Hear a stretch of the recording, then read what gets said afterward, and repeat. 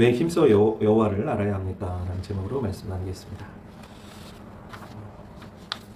호세아서 6장 3절의 말씀은 이스라엘 백성의 영적 타락과 위기 속에서 선포된 하나님의 말씀이라고 볼 수 있습니다.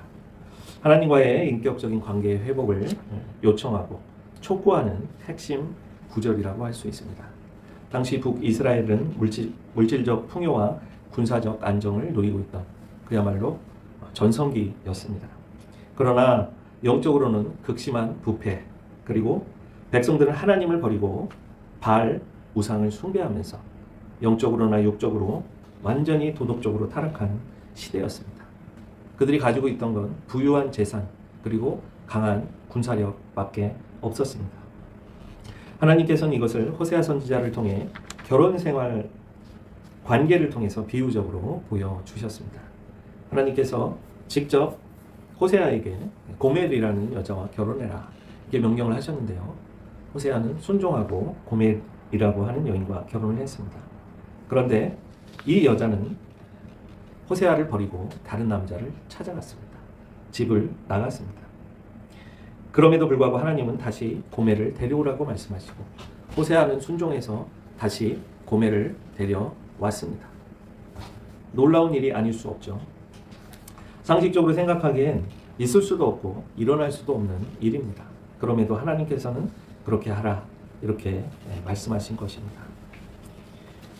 하나님은 그렇기 때문에 그들의 죄를 징계하시기 위해 고난을 주셨습니다.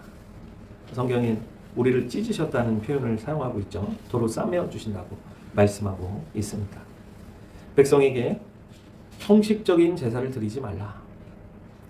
이스라엘 백성들은 산당에서 열심히 제사를 드렸어요. 원래 제사는 어디에서 드리라고 하셨습니까? 성전에서만 예배 드리라고 했습니다. 여러분 지금도 마찬가지예요. 예배는 어디서만 드려야 됩니까? 성전에서 드려야 되는 거예요.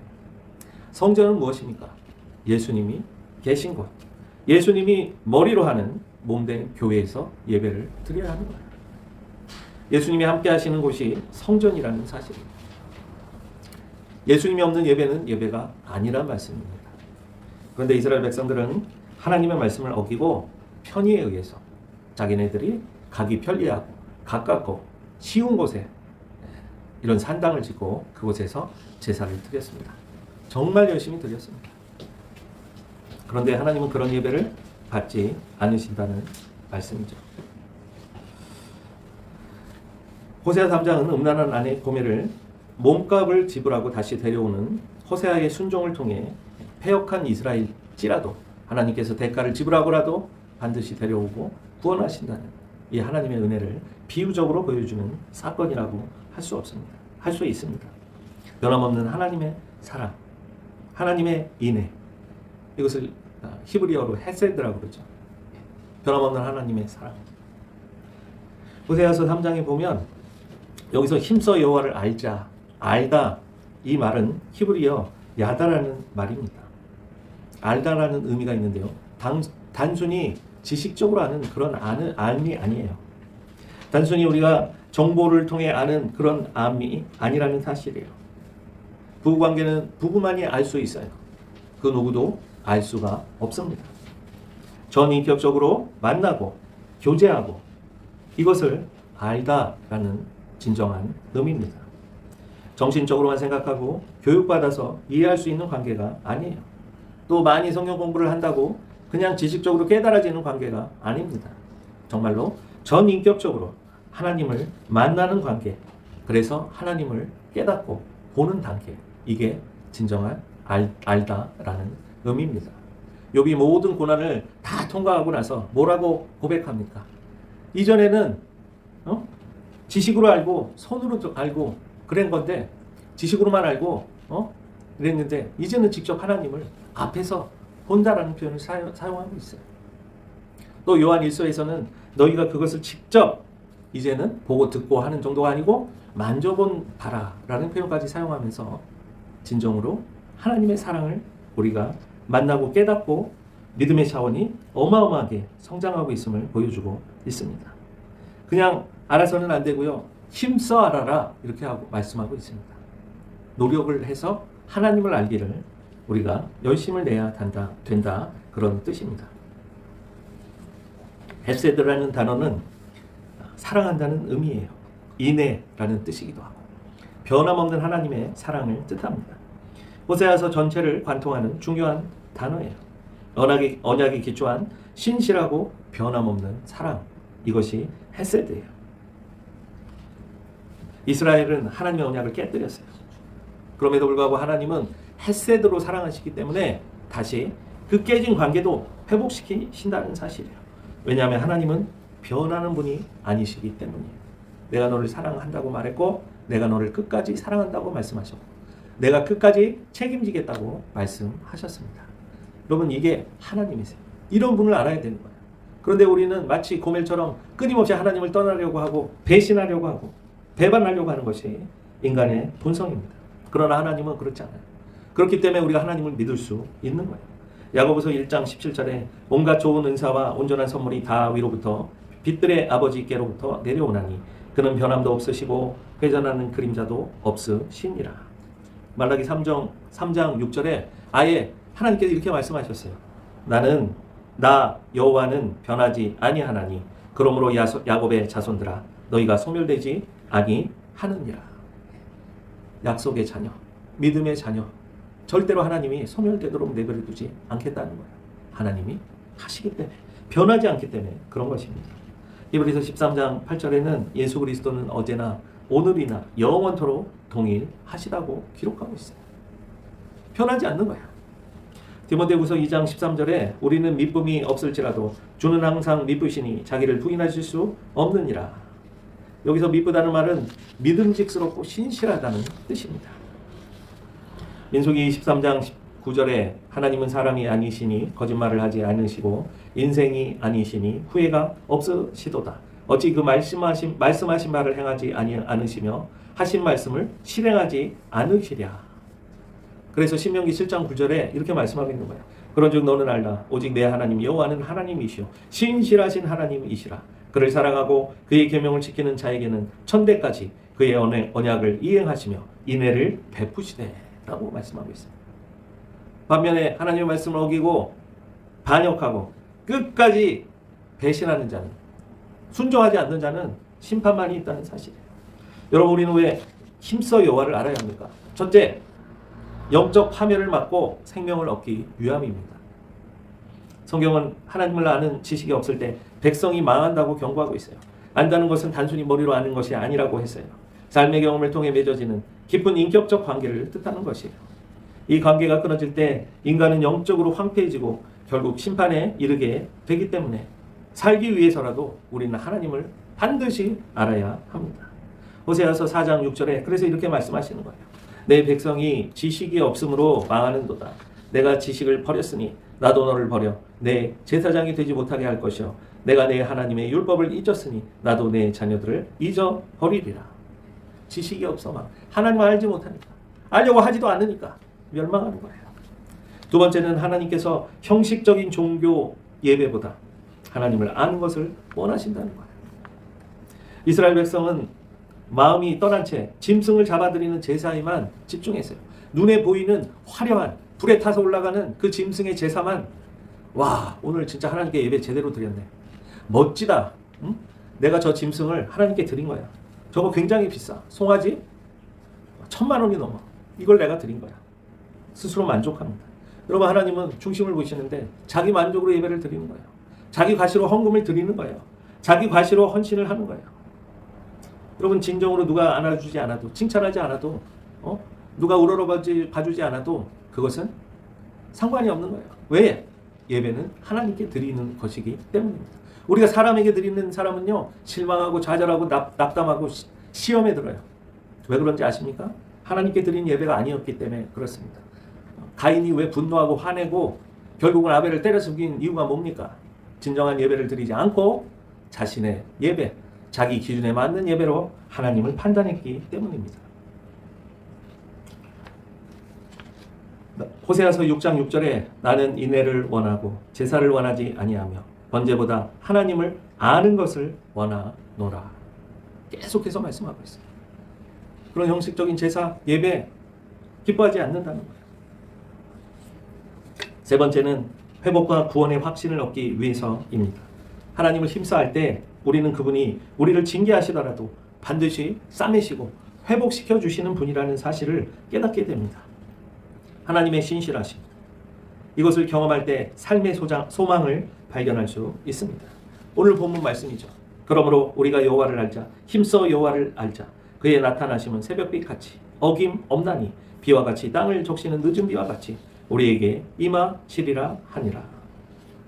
성경 호세아 3장은 음란한 아내 고멜을 대가를 지불하고 다시 데려오는 호세아 선지자의 순종을 통해 영적으로 타락한 이스라엘일지라도 포기하지 않으시는 하나님의 사랑을 보여주고 있어요.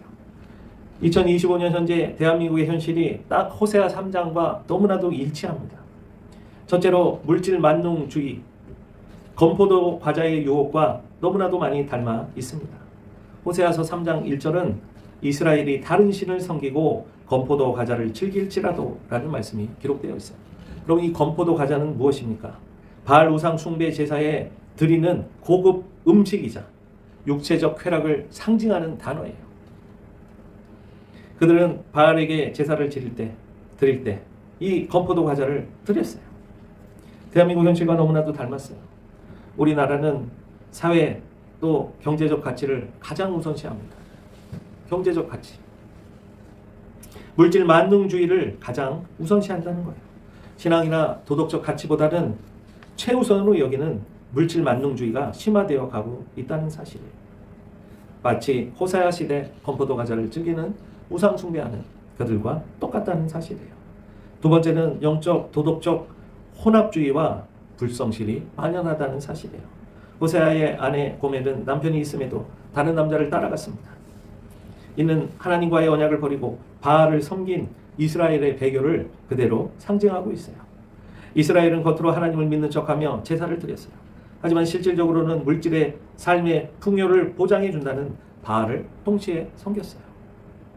한국교회와 우리 대한민국 사회 내에서 기독교적 세속적 가치관보다 도리어 세속적 성공주의, 무속 신앙 이런 것들이 혼합되어서 한국교회를 어지럽히고 있다는 사실이에요. 이것은 세상의 힘과 권력을 숭배하는 영적 간음, 호세아 3장 말씀과 동일한 현상이 우리 대한민국에도 일어나고 있다는 사실이에요. 여러분, 세 번째가 가장 끔찍합니다. 끔찍한 미래가 이제 도래할 것이라고 예언하고 계세요. 결국 죄악을 끊어내지 못한다면 우리의 미래는 불보듯 뻔한 최후를 맞이하게 된다고 경고하고 있어요. 호세아서 3장 4절 말씀 읽어보겠습니다. 많은 날 동안 왕도 없고 지도자도 없고 제사도 없이 지낼 것이라고 예언하고 있어요. 누가 없다고요? 왕도 없고 지도자도 없다. 여러분, 지금 우리나라가 딱 그런 상황 아닙니까? 대통령이 됐는데 대통령을 인정하는 사람도 있지만 인정하지 않는 사람도 있어요. 여러분, 그게 대통령입니까? 이전 대통령 있을 때도 인정하는 사람도 있었지만 인정하지 않는 사람들도 있었어요. 여러분, 그게 대통령입니까? 지도자입니까? 지도자가 아니죠. 누가 그 사람을 따르겠어요? 누가 그 사람을 믿겠어요? 지도자가 없어요. 지도자가 없는 시대가 됐어요. 여러분, 세상만 그렇습니까? 아니에요. 교회에도 지도자가 없어요. 어른이 없어요. 공백의 상태예요. 그나마 아무 교회 땡땡 목사님이 계시다고 얘기를 합니다. 그분은 진정한 민족의 지도자라고 그러고 교회의 지도자라고 그러고 그나마 존경할 분이라고 합니다. 여러분, 근데요, 자세히 들여다보면요, 전혀 존경할 것도 없고요, 전혀 따르고 싶지도 않고요, 다 포장됐어요. 다 거짓말이에요. 아는 사람들은 따르지 않아요. 순진하고 착한 사람들만 따르고 있어요. 진짜 지도자가 없어요. 너무나도 슬픕니다. 진짜 정말 하나님을 경외하고 두려워하는 분들은요, 너무나 소수고 너무나 작은 교회를 담임하고 계시고 힘도 없어요. 말을 해도 씨알도 안 먹혀요. 그런 환경에 우리가 지금 놓여 있다는 사실이에요. 교회 지도자마저 사라진 이 현상, 너무나도 끔찍해요. 세상에도 지도자가 없는데 교회마저 지도자가 없어요. 성경 말씀에 많은 날 동안 왕도 없고 지도자도 없고 제사도 없이 지낼 것이라고 이야기합니다.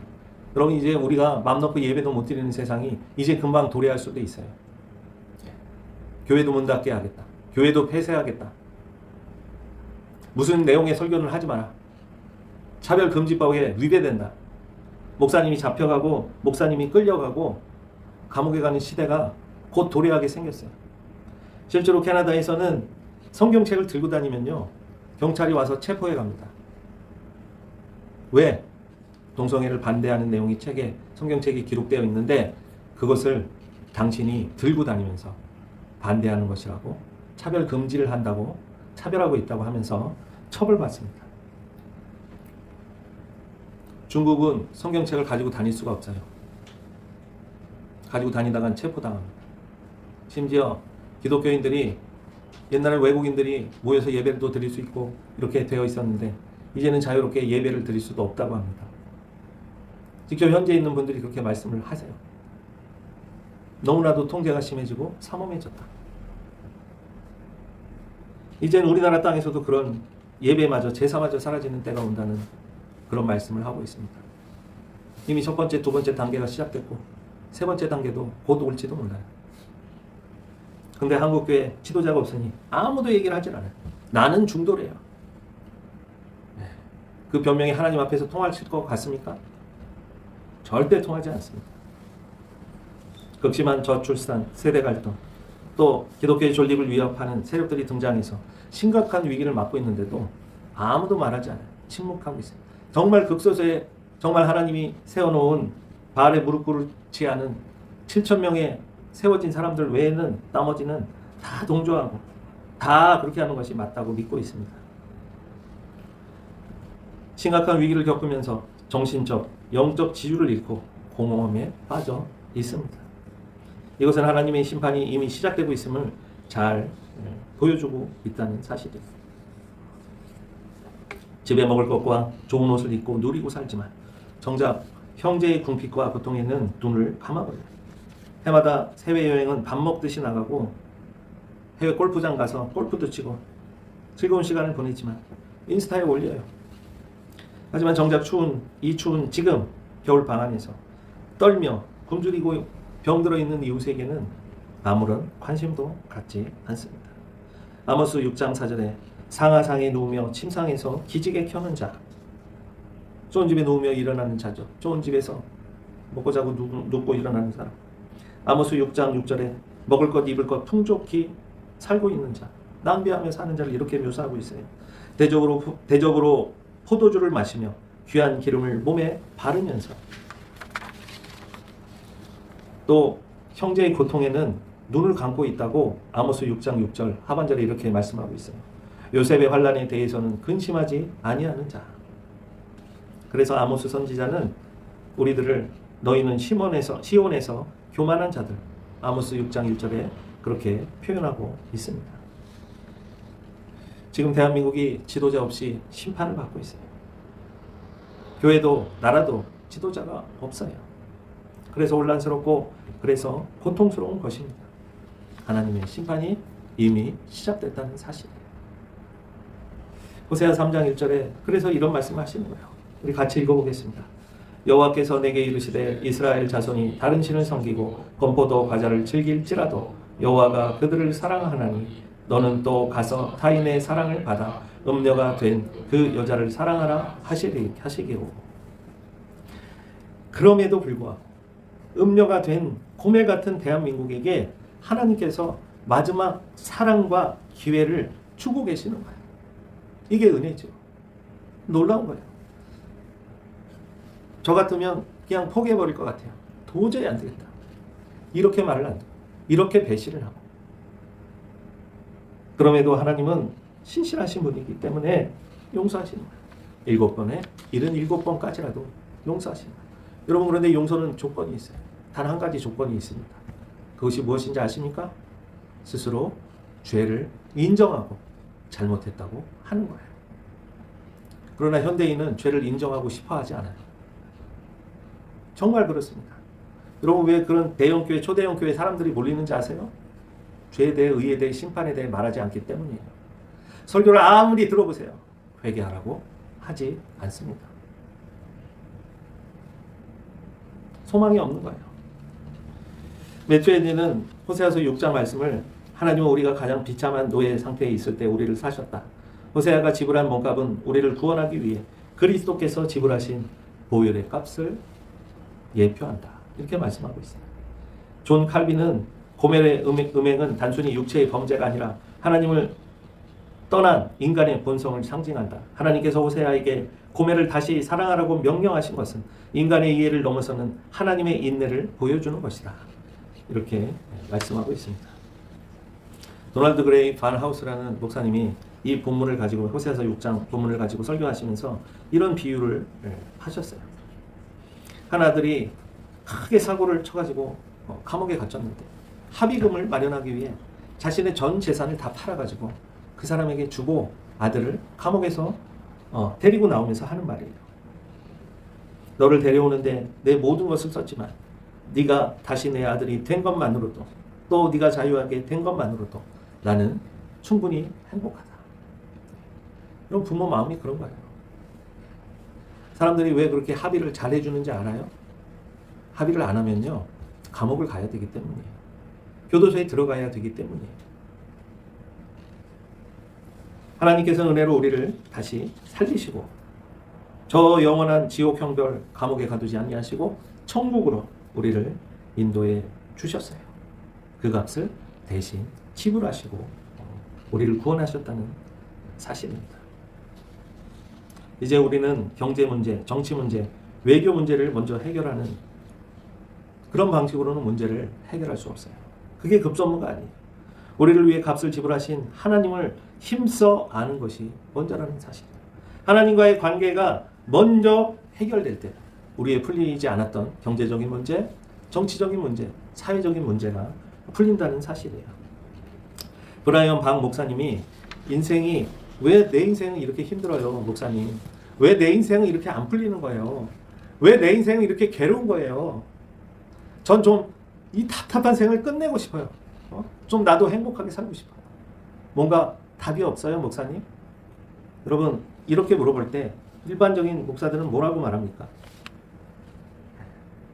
그래도 소망을 가지고 참고 견디고 살아야 합니다.